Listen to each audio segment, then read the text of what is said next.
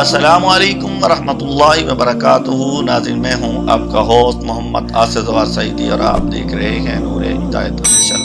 قرآن مجید فرقان حمید کے حوالے سے ہمارے درس چل رہے ہیں۔ سابقہ سورۃ ملک کے حوالے سے ہم نے گفتگو فرمائی تھی۔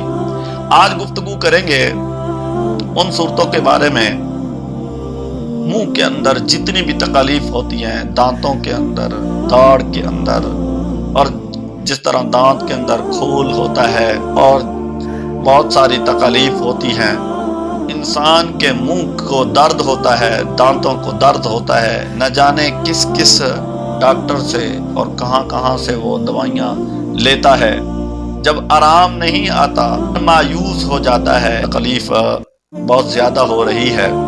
تو اس حوالے سے ہم نے قرآن مجید فرقان حمید سے ان کا حل تلاش کیا ہے۔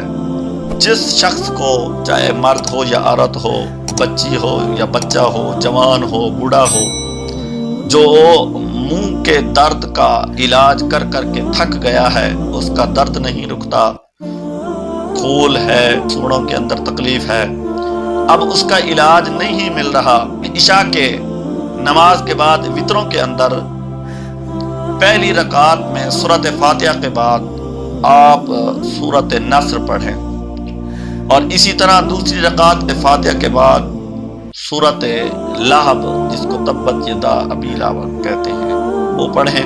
تیسری رکعت میں جب تحیات سے کھڑے ہوں گے، سورۃ فاتحہ کے بعد آپ سورۃ اخلاص پڑھیں۔ یہ 3 صورتیں آپ عشاء کے وتر کے اندر 11 دن مسلسل لگاتار پڑھتے رہیں، اور انشاءاللہ العزیز زندگی کے اندر کبھی درد نہیں ہوگا۔ آپ انشاءاللہ العزیز اس فقیر کو دعا دیں گے اور یاد کریں گے، کبھی آپ کو اس طرح کا علاج کسی نے نہیں بتایا ہوگا۔ اعلیٰ حضرت امام اشہ رضا خان فاضل بریلوی رحمۃ اللہ علیہ کی بارگاہ میں ایک شاگرد نے عرض کی، حضور میرے دانتوں کا درد نہیں جاتا، تو میں کیا پڑھوں، میں کیا کروں؟